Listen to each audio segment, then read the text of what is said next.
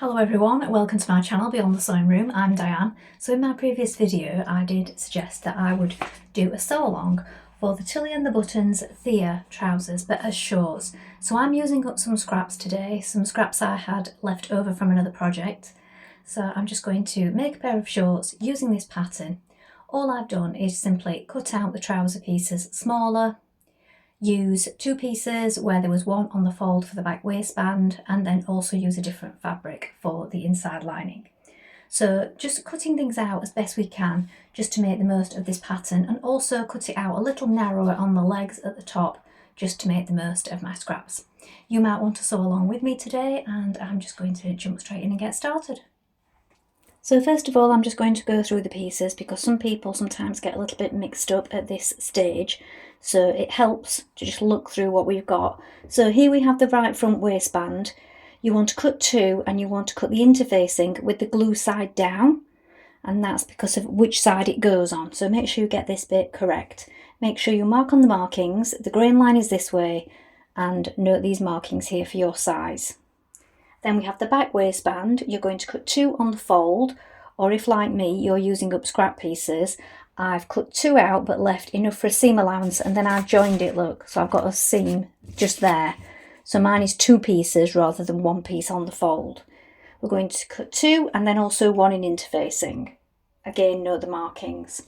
The left front waistband, you're going to cut two pieces and one in interfacing, but again here the interfacing is glue side down. And also make a note of this buttonhole marking. Then we have the fly guard here. So, or rather zip facing, we're going to cut one the wrong side up, and then you're going to cut the interfacing the glue side down. Here we have the zip guard, sorry, this one is the zip guard. We're going to cut one on the fold, so the fold line is just here. Then we have the front pocket bag. We're going to cut two, and it says here in lining fabric. I've just cut these in regular fabric. And here we have the pocket lining. This time I have done these in lining fabric. I had this left over, so I've used that. And on both of these the grain line is this way, look. And we need to make sure we mark all these markings. I've just cut out two pieces like this just to make two patch pockets for the back because I'm not doing the welt one. So I've just cut out these shapes just wide enough from the pieces that I had left. I'm going to do a small hem on them and a small turnover at the top. Here I've got my front leg and I've cut two, cut them as a pair, and I've cut mine just here, look. So they are going to be short shorts, not long down to the knee shorts. I don't mean up near my buttocks, but I do mean they're not going to come to the knee, sort of midway point. So if you want to make the most of your fabric, you could do a facing with a deep hem to make the most of whatever scraps you've got left, or just turn it up a small amount if you want to keep some length to it. So the straight grain is this way, and we want to make sure we mark in the waistline just there and the zip notch here.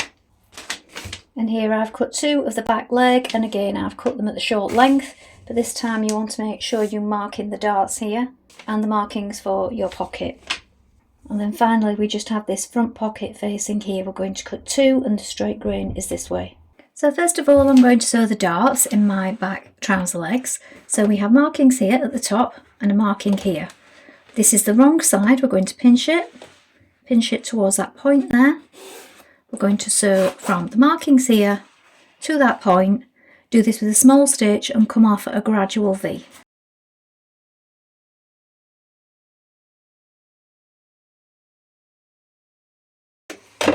Don't back tack, just let your threads run free so that you can knot them down towards that point. Repeat on the other side and then press that dart down flat. Now I'm going to take those pocket pieces, overlock or zigzag finish around the outside edge, turn back the top so you've got a nice deep fold at the top, and then just turn in the edges and the bottom edge.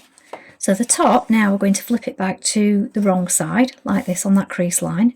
We're going to sew down each side, and that way we can turn it through and poke out those corners.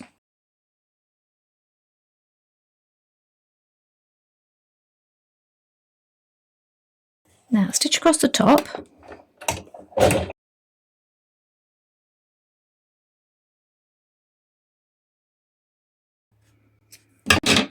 and do this on both pockets.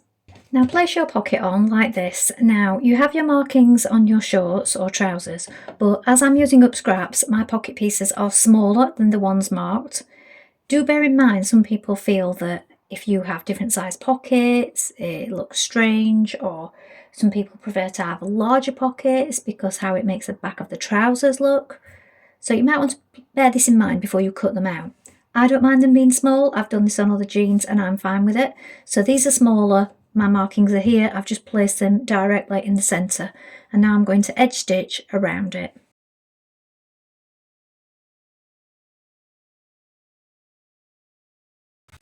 Now lay the front pocket bag lining like this over the front leg with right sides facing, so you can see, look, it all matches up. The curve here, you have right sides facing, we're going to stitch around here and then we're going to clip into it.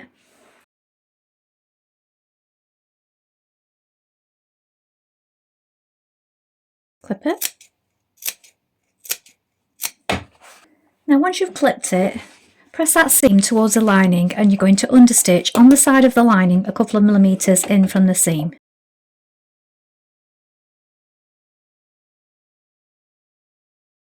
Flip it to the wrong side and give it a press again. Now if you're using lining for this second pocket piece, you will need this piece now because you're going to stitch that on.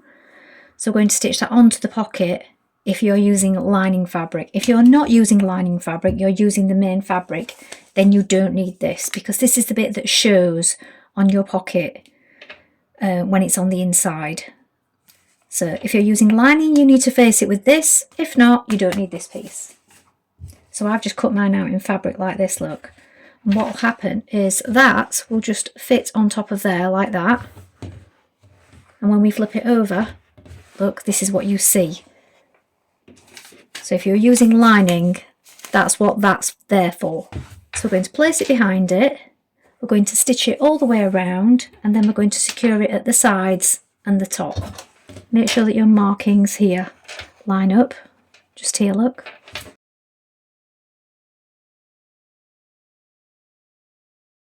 Now from the right size, stitch your trouser leg to your pocket bag like this. Edge finish around the outer edge of your zip facing like this. Flip it over. Now here we have the left front leg as you'd wear it, look, right side facing up. This is the fly protector or facing. We're going to place it on like this so that right sides are facing. Look, we have marking just here. Going to stitch it with 1.4 centimetre seam down there, and then you can trim a little away.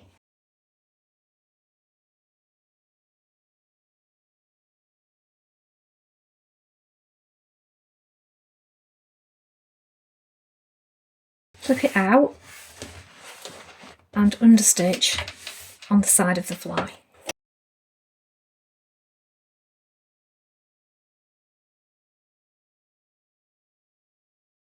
Now place both front legs together like this. We're going to stitch that front crotch area, we're going to stitch it from here up to the notch marking just here, which is just below where that guard starts. Stitch that with a 1.5 centimetre seam and back tack at both sides. Fold the zip guard in half so right sides are facing and just sew along the bottom edge. Snip it and turn it through. Now I have this zip from my box of scrap pieces. I've obviously taken this out of something at some point. The top's a bit ratty, but it is just more or less the right size. I might need to turn the bottom under a little bit, and it is actually the right colour. So I'm going to be using this, so still recycling bits. Turn the zip guard the right way and give it a crease. Now you're going to place it 1.5 away from the top here, and you're going to place it so that it's up to this raw edge just here, and sew it with your zipper foot.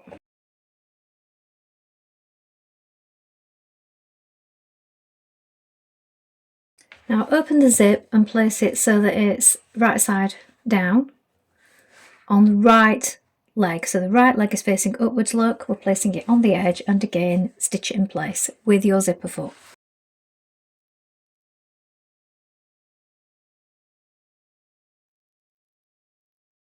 Now I think it's best if you flip it over right sides like this so that you can clearly see the front of your trousers like this. So it's lapped over your zip.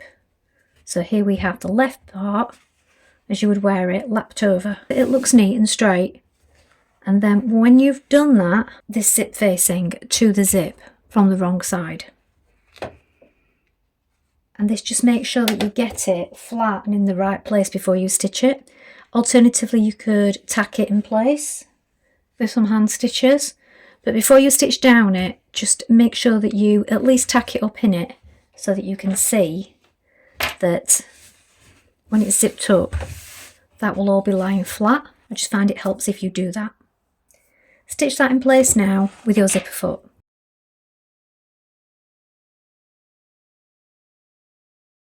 Now pin your front so that it's flat, and you want to make sure you mark a line with chalk where you're going to do your top stitching. Now how it's told you to do it on this one, it's on this side. I often do mine on that side, so you might want to rethink the whole placement of this zip and facing before you do this, depending on which way you like to wear it. But yeah, on this one it's going this way. Make sure that you've opened it up and that you're not catching it to this guard at the back.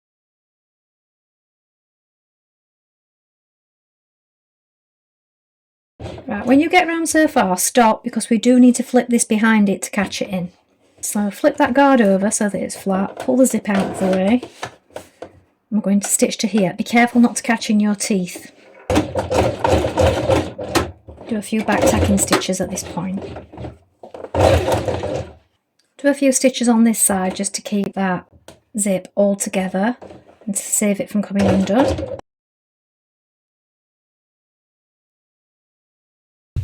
Now I'm going to sew the back legs together at the centre back seam. So the centre back here and along the crotch just here. It's 1.5 centimetre seam at this point.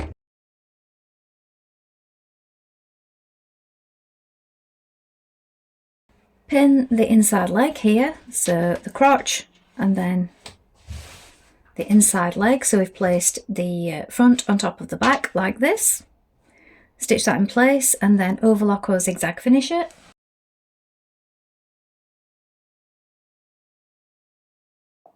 Now stitch your side seams, and at this point I would say try on after you've stitched the side seams and just check that the fit is right.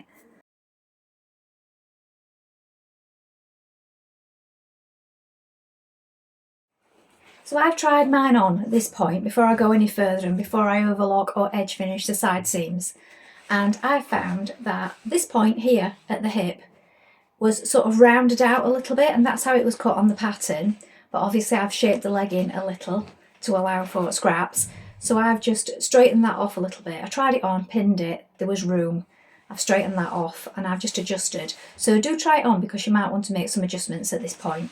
I think the length is just right, especially once it's got the hem on. So now we're going to work on the waistband. Now you're going to sew your left and right front to your back waistband pieces. So make sure that you've got the ones with interfacing on together and the ones without together. Sew them at the side with a 1.5 centimetre seam.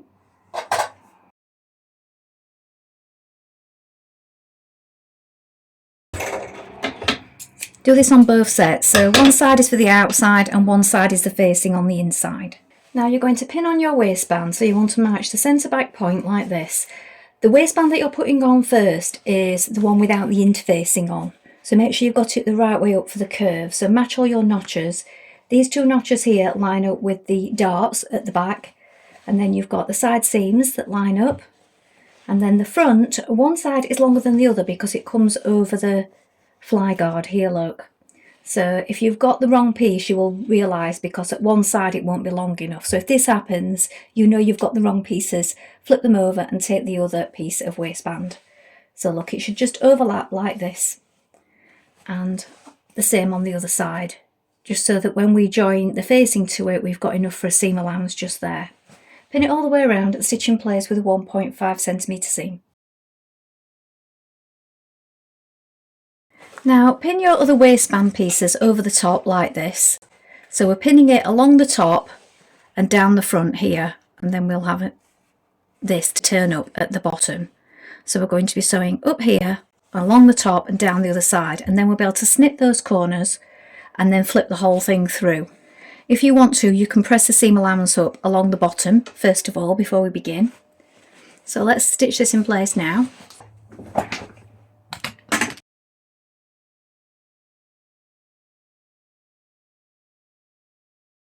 Now you also want to check that they're the same height because they are going to be overlapping at the front, rather that side. I've got one a little bit higher, so what I'm going to do is just take that down a little bit. Now I'll give the waistband a good press all the way around, pressed under this bottom part here. And from the outside, if you pin it now, you can stitch in the ditch all the way along here. If you don't want to do that, you can just catch it with hand stitches on the inside. Now turn up the hem allowance on the bottom of your shorts. You can either overlock it or do a double fold and then hem the shorts.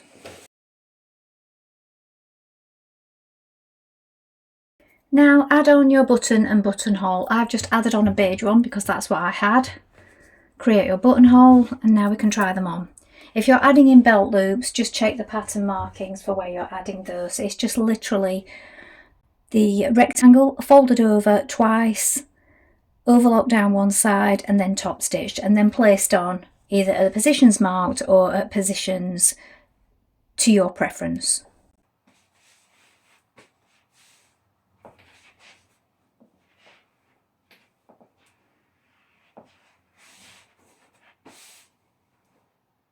Well, I hope that was helpful. Please let me know how you get on if you have a go at making these as shorts. It's always interesting to hear how you get on with different patterns and what your preferences are, if you've made any changes and so on. So thank you so much for watching today. I look forward to creating some more content for you really soon. But to everyone that's liked, subscribed and given my videos a hype, that is really welcome. Thank you so much. So see you in the next one. Bye for now.